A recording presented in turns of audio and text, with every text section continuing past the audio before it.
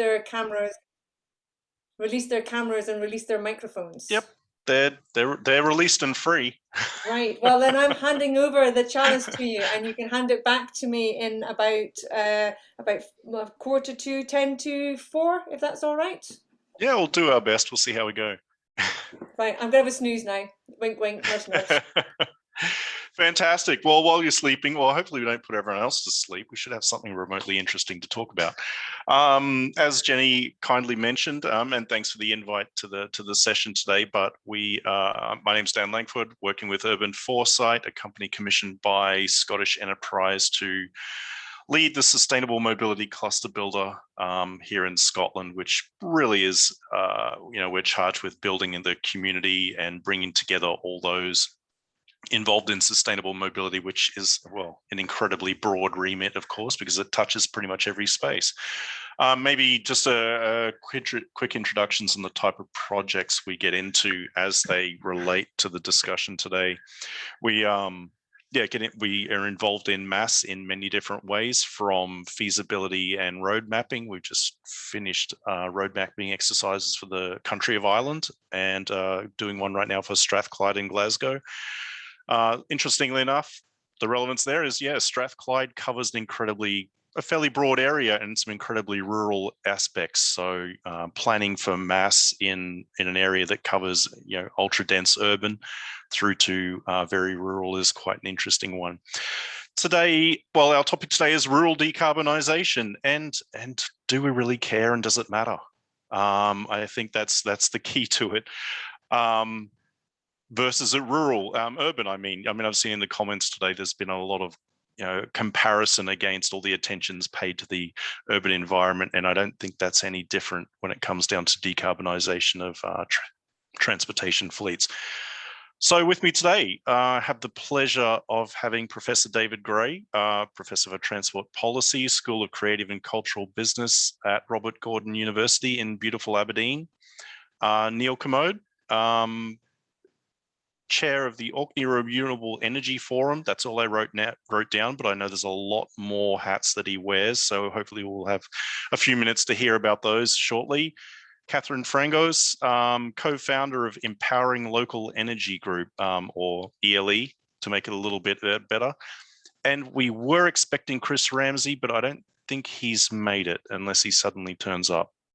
But we will persevere. So maybe to our speakers, if we can take a couple of minutes, roundabout, just to give an idea of what keeps you busy, what you're working on, and how it's relevant, I guess, to rural transportation and maybe rural decarbonisation in particular.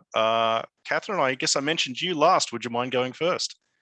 Absolutely. Good morning from California. So I know it's good afternoon from Europe. And no, thank you very much for the introduction and inclusion today. Very exciting topic. So for me, background, I'm a mechanical engineer. I worked in oil and gas. I came to Scotland from the US to study sustainable energy, and then have since gotten involved in the development of local energy systems. And so look, this is helping and partnering with community development organizations up through local authorities, and then aligning with the top-down policy initiatives set by Scottish and UK governments. And so from the decarbonisation standpoint, one of the big themes that I follow is, how do you make local energy a thing? From a policy standpoint, it's very complicated, and the energy development tends to be more centralized. This means decisions regarding design and investment, and then so it makes it complex for local stakeholders to be involved. That's one piece of it. Then the other piece is that, to me, decarbonisation is not just electrification, and so it's actually electrification and thermal technologies working together. So we'll talk more about that. There's a short introduction. Fantastic. Maybe Neil, are you able to jump in quickly?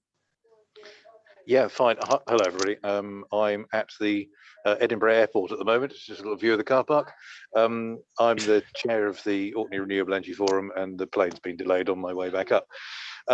We are a community which has been doing a huge amount of work with renewables for some time, and we've actually been a net exporter of electricity from the islands since 2013. The grid is full. We can't get any more energy away, unfortunately. So what we're seeking to do is use as much of it as we can. So the electrification of our world is really important. So in my day job, I manage the European Marine Energy Centre.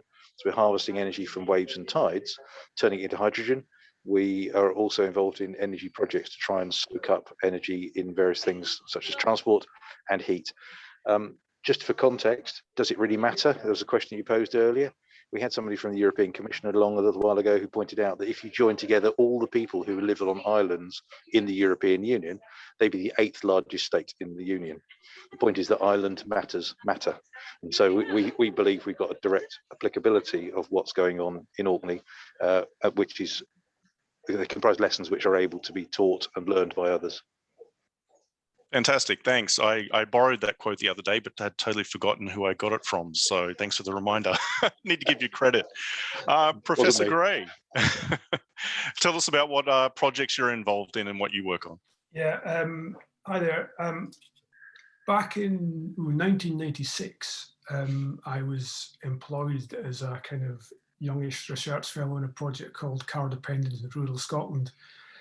And that kind of got me interested in the issues, and I guess I've been doing it for, well, 25 years now. And that's kind of, it's quite interesting because the challenges are complex and remain much the same and have done over 25 years. Solutions come and go and occasionally come back again in particularly demand responsive transport. So I've built up a kind of healthy degree of skepticism that there's a silver bullet out there in terms of solving rural transport issues everywhere and anywhere. But I am generally optimistic about the prospects of particularly tech and data in helping to decarbonise and make rural transport more efficient and better meet the needs of journey makers. But I do even then reserve the right to have a degree of skepticism and doubt about how much you can actually do to address some of these issues. But I'll have my optimistic hat on today, and rather than my pessimistic one. And in terms of projects, I've been involved in projects on rural transport for, say, 25 years, but at the moment I'm leading a project called GPATRA, which is Green Passenger Transport in Rural Areas, which is an Interreg North Sea region project that's just been given additional funding, so it's going quite well, despite COVID. Fantastic. Thank you very much for that quick intro. I thought I might go back to the comment I made at the start that, you know, a lot of the activity and focus of funding and different things is on sort of more the urban areas as the ones that, as the area that, you know, that we need to focus on, because apparently, you know, I guess the question is that where the carbon emissions and the impact is really happening? Or is it, you know, is it elsewhere? And maybe to all of you, I guess, maybe look at where is the impact from a rural perspective and how does it compare potentially from your knowledge to kind of the urban equivalent? Maybe Neil? Yeah, thanks. We've been doing some logging of EVs for the last 5 or 6 years or so. We get people to voluntarily give us their mileage readings every month. And one of the interesting things that's come out of that is we can see the average mileages that people are travelling in the county. And basically, it turns out that the average distances that people are travelling in electric cars in Orkney today is greater than the average distance that cars travel in Scotland. So it's really interesting that in an island community, people are probably travelling further than many. They're not travelling further than everybody, but we've probably got a much narrower bell curve of distances that people travel. So we think that some of the lessons from the islands are easily applicable. But one of the pieces that is shown up is we don't really seem to have very good data as to what distances people are travelling in fossil fuel cars at the moment, which therefore means it's often quite difficult to persuade people that an electric vehicle will be suitable because they don't actually know what they're doing at the moment to know that it is unsuitable. And we think there's a real data gap there. Okay, fantastic. No, and we'll definitely be digging into the data side of things. But David, do you have any sort of further maybe specific target areas that are right for decarbonisation, or might be the most impactful in a rural area? If you look at the Scottish government's urban rural classification and essentially take annual kilometres, a rough guide for how much carbon people are emitting, the most car dependent communities are actually inaccessible rural areas, which are those rural areas that are quite proximate to larger settlements, because essentially they're dormitory towns, commuting villages. And again, it's got a complex issue in that your kind of dependence on the car and how much you use, how much CO2 you emit, it tends to vary from place to place and then community to community. But essentially, commuting areas have the highest car dependence. But saying that all the rural areas are very highly car dependent and therefore emit have higher than average per capita emissions. I mean, interesting. Just following on what Neil was saying. I grew up in Lerwick in Shetland, and the least outside cities, the least car dependent settlements in Scotland are remote small towns like Lerwick, Kirkwall, Stornoway, Stromness, Wick, Thurso, and those are essentially the original 20-minute communities, because you can pretty much walk anywhere in those towns in 20 minutes. And I never used a car at all when I was growing up. But if you went 3 miles outside Lerwick to a place called Galbrawick, only 3 miles away, every journey you would make would involve getting in a car and driving somewhere at least 3 miles. So you went from the lowest carbon, lowest car dependent community probably in Scotland to the highest, almost virtually. And then my grandparents stayed in a place called Weasel, which is 30 miles away, but they had a shop next door, so they weren't quite as car dependent. So it's quite complex, but essentially people who need, and we've been designing communities in rural areas and proximate rural areas without services, shops, recreation, or close to work. So we actually, the planning process is designed communities where everybody needs to jump in a car and drive somewhere to do anything. And so we have very, very highly carbon rich communities, which we've built in recent years, which are actually quite close to urban centres and should be able to be served by public transport better than they are. I think it's quite rambling. No, that's no, it's very insightful. As you say, it's complicated. I think we all realize that. Catherine, Neil mentioned, that Orkney is sort of a push towards electrification. I know you got some experience on the islands as well, as it relates to more the energy grid.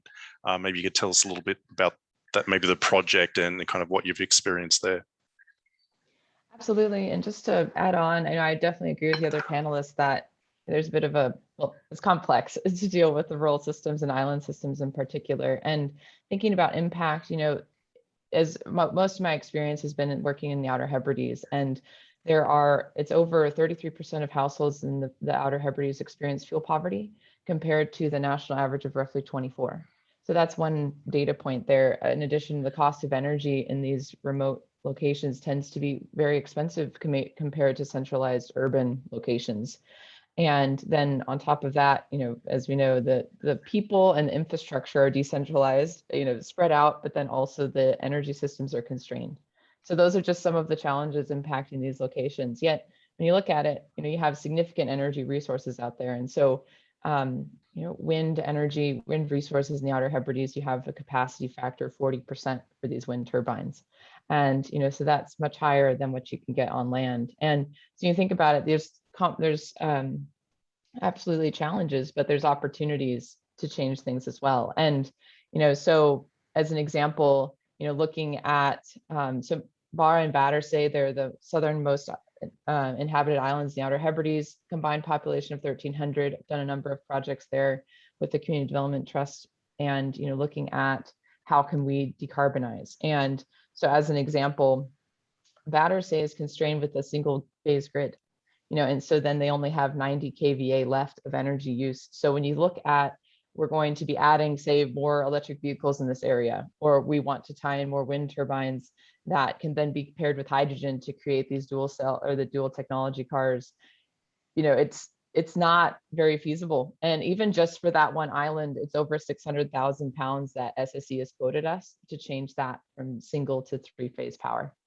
So that's just one data point. Now, thinking about as we move forward, everyone, I think, tends to gravitate towards electric vehicles, but and I think someone in the chat mentioned this too, is that I'm a big proponent of these hybrid energy systems. And so you need to look at the cost factors, the technical complication of tying in new energy sources, but then also what's the social acceptance or license for the solutions to decarbonize. And so there's not one silver bullet. I agree with you, David. And, and so it's more, I think, looking at the hybrid technology and how can you adapt the bespoke solutions for a region to help solve some of these issues. Sorry, maybe just for some in the audience, Catherine, what do you mean by the hybrid technology? You mean like hybrid vehicles? So good question. Good question. Yeah, so hybrid to me, well, multiple things. So one, electric vehicles versus dual fuel. So if you're looking at a combined battery system with hydrogen fuel cell, so that would be one element of hybrid. Another would be, if you look at the grid, it's largely, it's an electric grid that historically has been coal. It's been shifting into now nuclear and wind power and other technologies. So that's one way that you have multiple technologies working together. Now, thinking about the energy system of the future, it's not going to be just electricity. It will be electricity and thermal technologies. But even thermal, historically it's been oil and gas. And, in the islands, there's a high prevalence of diesel use, but it will be moving more into the hydrogen fuel, methanol, looking at low carbon or lower carbon biomethane. So that's one example, is that there's going to be multiple fuel sources and types of technologies working together to help deliver energy as we go forward. Great.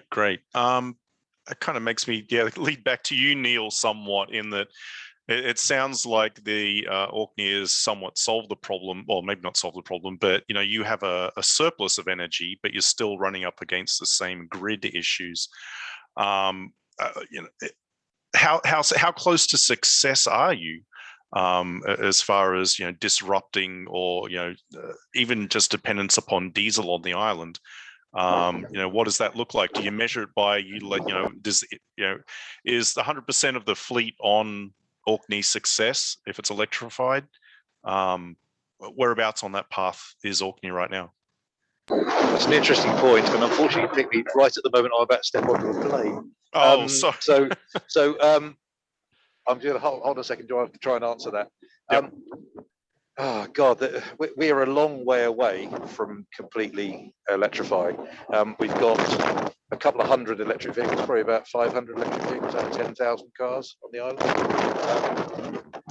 So we've got a lot to do, and we know that transportation is shipping and ferries and planes. So there's a huge amount to do. I think there will be a hybrid solution. I fully expect we'll end up with electric cars largely, despite what people said in the chat. I think we'll end up with probably ammonia-powered ships, and I think we'll end up with synthetic hydrocarbons, but not fossil hydrocarbons in aviation. So I think it's going to be a blend. I literally am going to have to step on this plane now. I'm really sorry about this, everybody. All right, Neil, appreciate it. Thank you very much. Safe travels. Thanks. Bye all.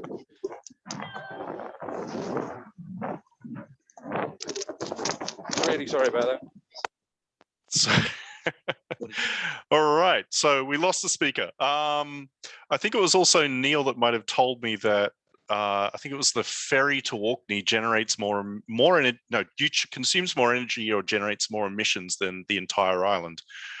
So there's obviously some key pieces of transportation that are hugely, in fact, impactful and quite relevant in the rural scenario. David, were you going to say something there? Yeah, I was just going to say, I a couple of years ago did some back of an envelope calculations on we I mean, we do kind of focus quite a lot on electric cars, electric vehicles, but the ferry, the Hamnavo that goes to Orkney, the CO2 is equivalent to 862 electric cars, or diesel cars rather. An inter-island ferry is equivalent to about 125 diesel cars.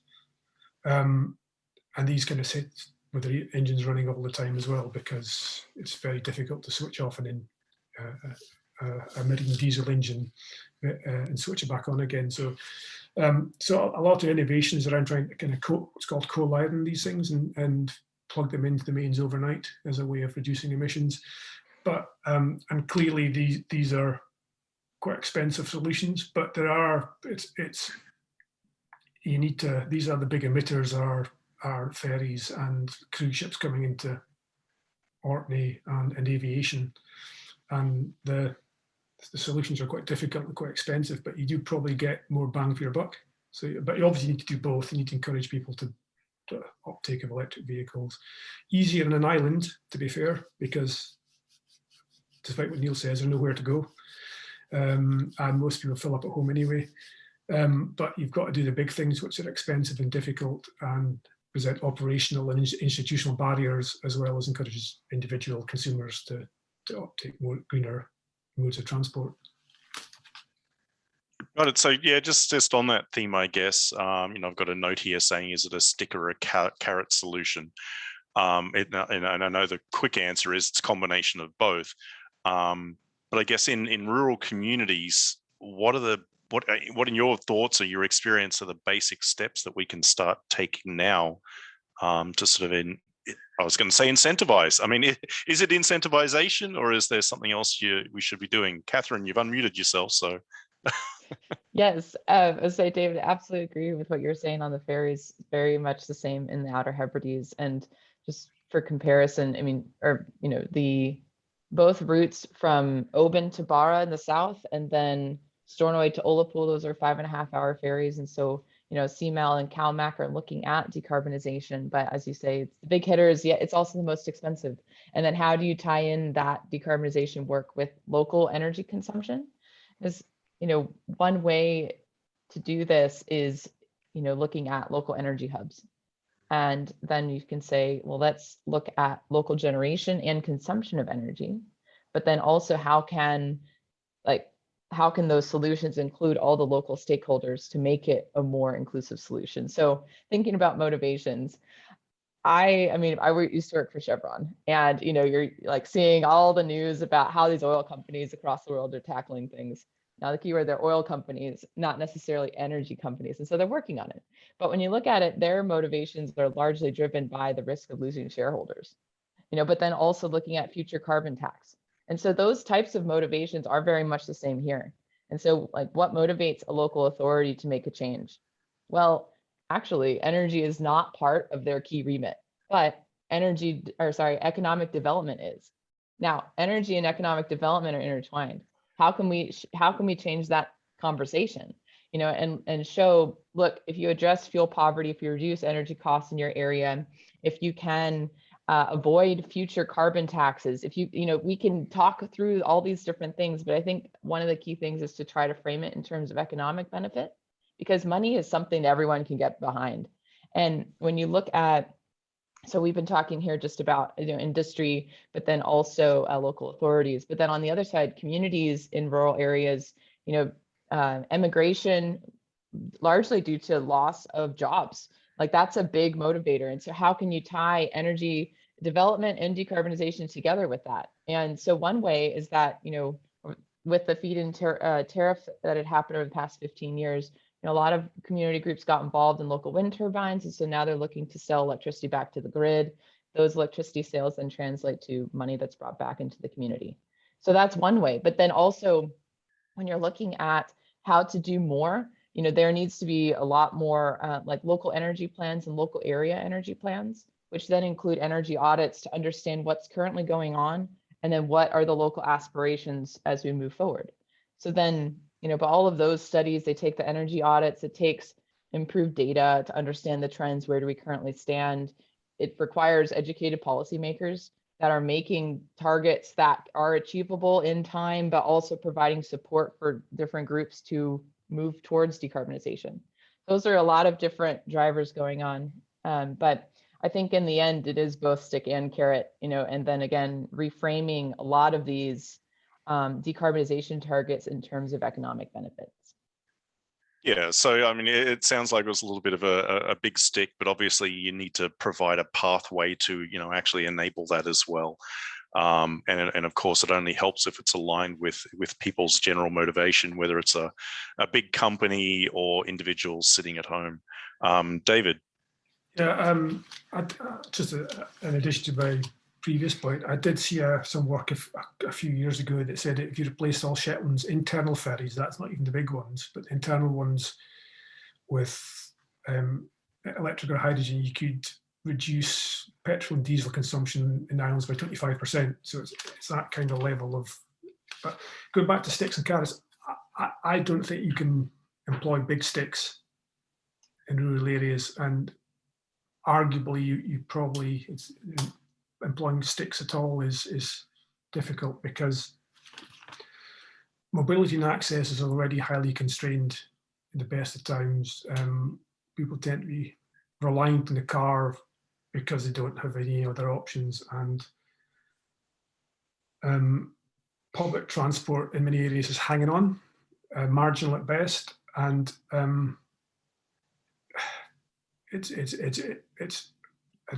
there's a cycle of decline in most rural transport services. Hasn't been helped by COVID, but there was a kind of cycle of decline before that. So that's why I kind of come back to where data can probably help. It could be a game changer in terms of helping us to better understand demand, and then allowing us the supply side to meet that demand more efficiently and effectively, and in doing it more efficiently, doing it more carbon efficiently as well. So that's what I kind of think. It's small stick, big carrot, and lots of data to actually help deployment of existing resources.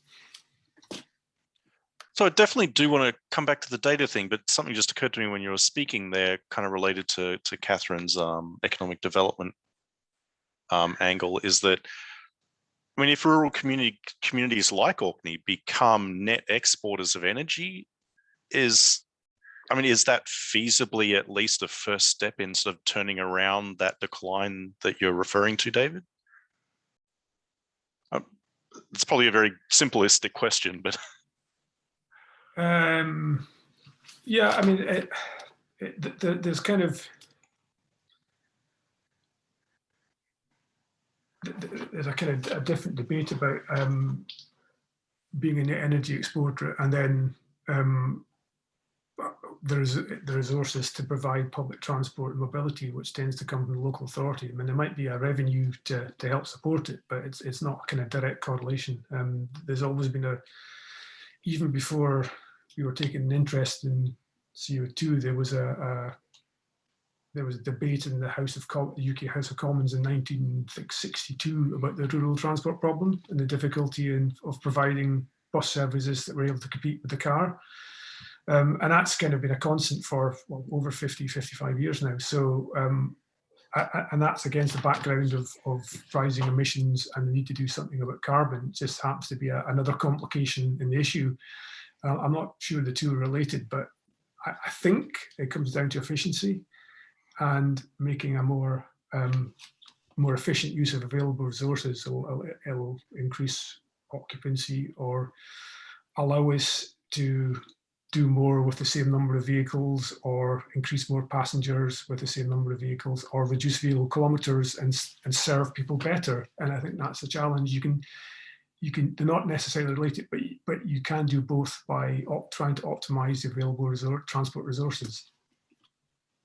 Yeah. I mean, that's definitely, it sounds like something that's probably more immediate and attainable, at least in the shorter term. But I definitely like that idea of using excess energy to subsidize transportation and improve the overall accessibility of these places. And I mean, one thing energy generation often requires, from my understanding, is space, and being rural sort of suggests open space. yeah, my previous work was in Nevada. Obviously, solar in the US in the middle of the desert is plenty of room for it, and it works well. Catherine's, I think you have more to add. No, very good. I'm with you both. And yeah, to one point, I think there's a balance between energy export for the economic ad in the area, but then balanced with leaving energy for local use. So there's a balance to find, and that balance will look different in each location. And so with the energy that's saved for local use, then the question becomes, what form should that take? And, so as one point, Dan, for space, not, across the Outer Hebrides, there's 26,000 people, plenty of space, but a lot of the land is peat. So there's the economic or the environmental trade-off of, taking up peat land to build, in wind turbines that help like offset local carbon emissions, but, also for the energy generation, but wind is a much better, more efficient use of land compared to solar. As an example, solar in the Outer Hebrides will have roughly a capacity factor of 12% compared to the 40% of wind. So for a space need, you need significant amount of solar in order to have the equivalent amount of energy. So a big proponent of wind in that space, but then also if you can look at tidal and offshore energy, then you reduce your environmental impact again. So, it goes back to balances space, but also the location, the resources, and again, the social acceptance or the license to try to put in these different technologies. So that's one. But then also, look, interesting synergies exist. So if you are decarbonizing ferries through, like once you get to large enough ferries, the use of batteries is not efficient anymore. You need significant amount of deck space for batteries, which adds a lot of weight, which then impacts the ferry performance. You look at then hydrogen, but the storage space of hydrogen compared to diesel is 7 times that. And so, but methanol, which is a related product of hydrogen production, then it's only 3.5 times the storage. So when you look at large distance or long distance ferries, compressed methanol becomes a more achievable fuel. So, but now you're thinking, well, when you're developing all these fuels, how do you use them locally? There's going to be a mix, but also where are they produced? So as examples, wind turbines, electrolysis, hydrogen. That's one way. So then if you have stored hydrogen in a local area, can you then make distributed hydrogen nodes that can help support fuel cell vehicles moving forward? And then are you looking at like car clubs and car sharing in certain locations?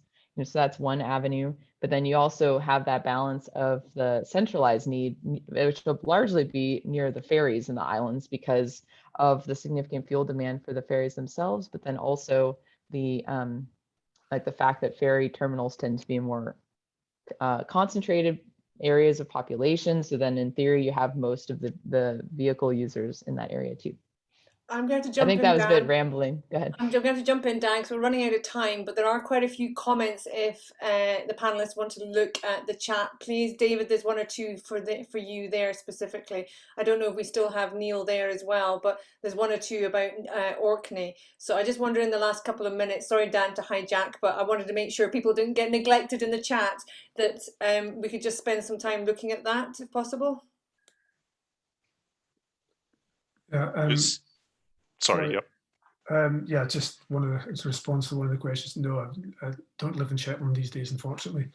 There was something, it's just slipped my mind, but a couple of points on the previous comment, and I think there's quite a lot of interest in sustainable transport hubs in rural areas as a way of reducing CO2, but also of better integrating available transport resources and available, particularly electric bikes, electric cars, electric buses. So there's an opportunity there. David, the fact that Anna's wanting to know, loving the ferry fact, which is about 800 cars running, is that per day? She was asking. I think so, yes, off the top of my head. Okay, there you go, Anna, you got an answer. I'll keep going through the chat. I think it was annual mileage actually, or annual consumption, off the top of my head. lots of chat about battery lifespan, Dan. I don't know if you've seen this, and how long a battery would life would last, whether your e-bike and how far you would be going, and how do you dispose of batteries, etc. And I think Abby is here, has put in a link there. There's quite a lot of chat here going on. And how much would it cost to replace some of the ferries that we've got here? Would that be a sustainable move? And then we started talking about fuel poverty came up, and then somebody's mentioned about the problem of Orkney exporting energy is that for every kilometre the amount of exported power drops off, and that is the challenge. That's another comment if you want to make. Yeah, just a quick one on the ferry side of things, and this comes from other areas, mostly around heavy duty vehicles that we get involved in, is that retrofitting is seen as definitely as a probably a fairly long-term solution, to be honest, because the vehicles in general, above a certain value or with a certain value, it makes economic sense to retrofit it as opposed to dispose of it. And that's both from a financial perspective and from a carbon impact, because there's already carbon invested in that vehicle. So that retrofit opportunity as the technology moves forward becomes very real. And I know there's a significant amount of funding available both at a European and earlier this year at a UK level around decarbonising the maritime and ports. So it's a very active area of investment right now. Just a point I forgot a minute ago was that in terms of ferries, CalMac introduced diesel electric hybrid ferries on the Skyrassi route a few years ago to great fanfare, and then it went a bit quiet, and the reason for that was operationally it actually required more crew to operate the ferry because of the health and safety rules, which put the costs up. So you save, where you save money on the swings of fuel, you increase costs in the roundabouts of operations. So we need to find technical solutions that don't increase operating costs. Otherwise, local authorities, funders, operators won't be attracted to them because they'll increase their costs and reduce margins. Am I allowed to hijack you, Dan, now and say you're out of time? Do you want to summarise? I think you're already going to do that. No, I mean, there was one aspect we hadn't really got to, and David touched on it, was the data availability in rural areas. I've been hearing this across the board with my work, particularly with Scotland's focused on transportation. And I think earlier in this presentation today, there was a comment made about, data is what leverages the funding that is needed to make some of these changes in rural areas. So yeah, it's definitely going to be an important piece of work going forward. I think that's more talking about what we missed, but I don't know if David and Catherine want to just take a minute to wrap up their thoughts on rural decarbonisation. Catherine, how about take a minute to takeaways? Thank you. Well, and I'm just to come back to comments in the chat about fuel poverty. I think there could be some variation in definitions. Fuel poverty, and how I was referring to it, is the cost of energy per month compared to the average household income. And so extreme fuel poverty is if the energy cost is over 20% of what you take in a month. And then normal fuel poverty is if it's 10% or more from what you take in a month. So that's where I was coming from. But I completely agree with the comments around balancing energy overconsumption and efficiency challenges with supply. There's a lot more to go through there. But thank you all for the time. And yeah, I think what we've seen here is that there's really not one silver bullet, and hybrid solutions, multiple technologies, looking at different drivers and the economics for different areas, but also again, back to social acceptance. What are people actually willing to do to change, to decarbonize? And so there's a lot of different things to balance, but appreciate the time to share, and I'll drop my email in the chat and we can continue those conversations. Thanks, Catherine. David, any parting words? Yeah, I mean, I think I'm optimistic that there are opportunities to reduce CO2 from rural transport networks, as long as it's not, as long as it diminish mobility and access, and as long as it doesn't increase costs of those who provide and subsidise transport. Otherwise, it's kind of self-defeating. But I think that's where data comes in. Data to help better optimize available transport resources means that there's potential to decarbonize as well. So there's a kind of virtuous circle there that's driven by data. Fantastic. Thank you very much.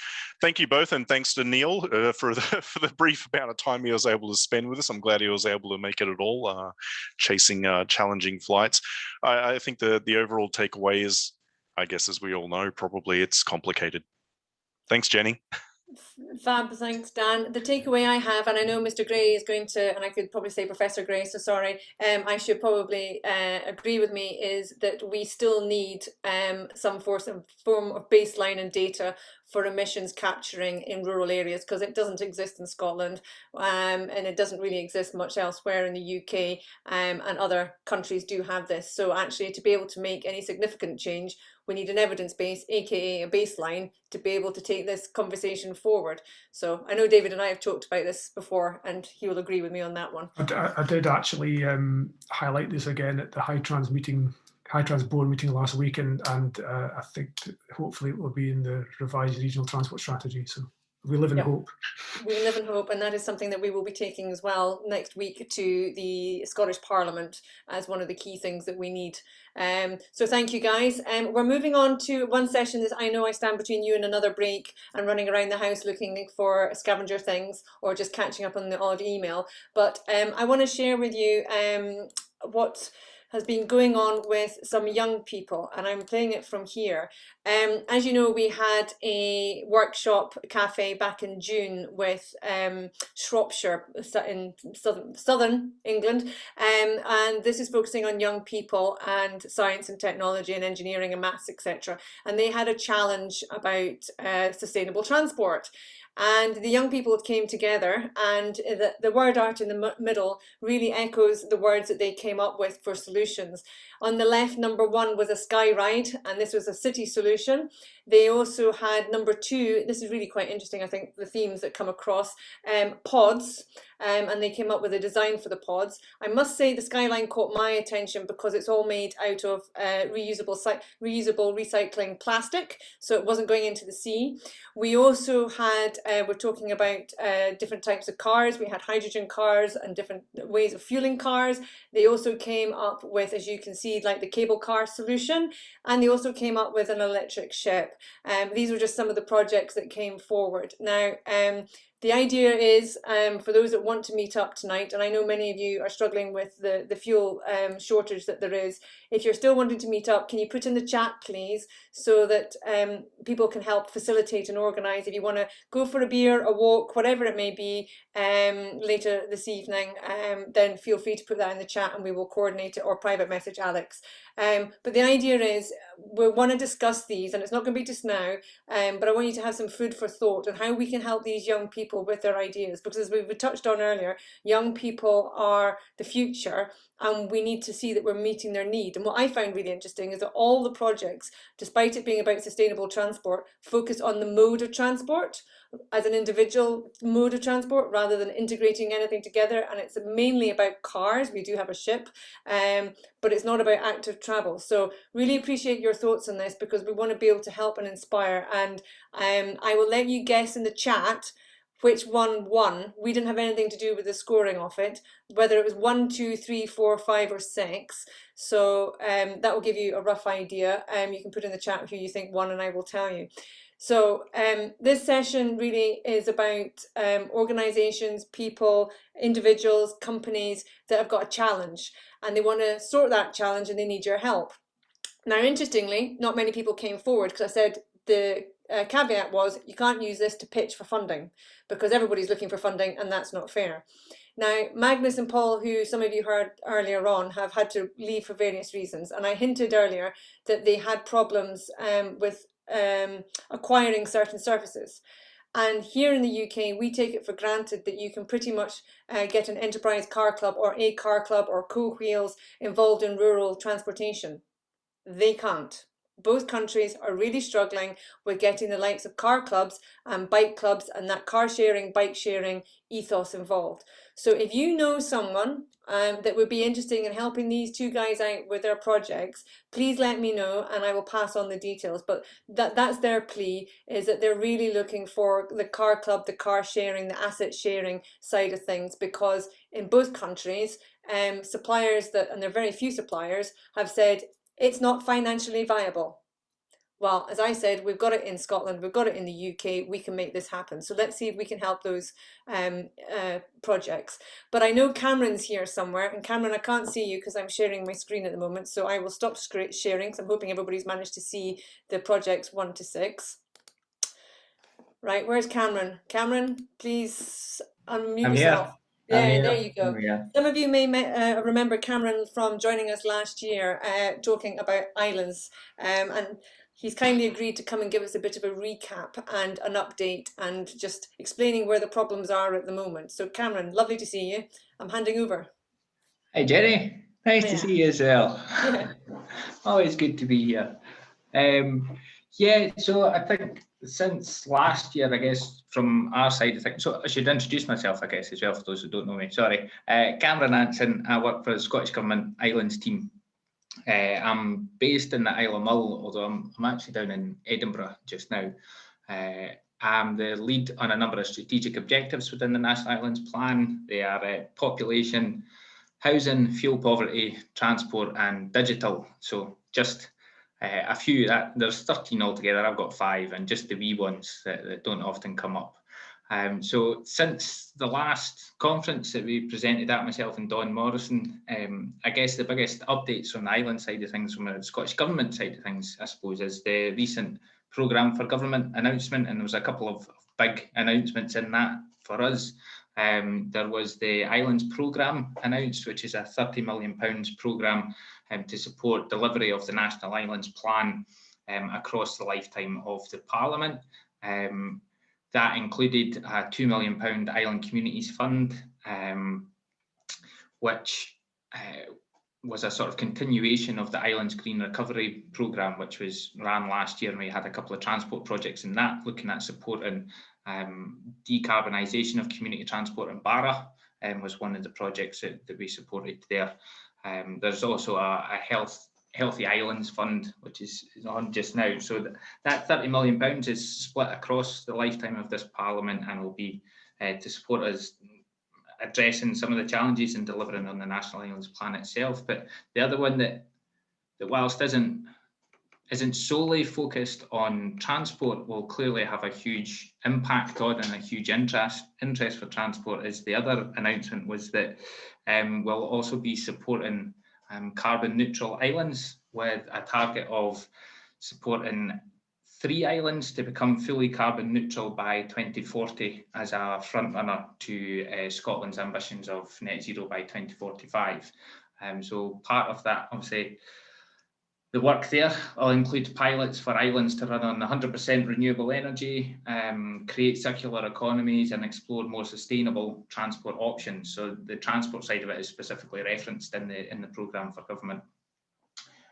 That's obviously high level stuff, I guess, in the day-to-day. I am the lead for, not the lead for Scottish Government transport policy, but for island side of things, I do lead on. So I've been working with Hightrans recently, supporting them in some projects, seeing what we could do. And also, I think I saw her name somewhere, Rabina as well from ZTrans. We've been speaking with them as well, mainly looking at how we can increase uptake and more sustainable and active travel options for islands, which is a huge issue, because public transport is generally pretty poor on most of our islands, and I guess that extends to remote rural areas and rural areas as well. So our big focus is trying to make sure that any sort of national ambitions around reducing sort of private car use and decarbonising transport doesn't actually have a negative impact or an overly negative impact on our island and rural areas, because there is a high reliance on private car use, because there's such a lack of public transport infrastructure generally, and also how we can then support, through addressing that, how we can support the likes of community groups to deliver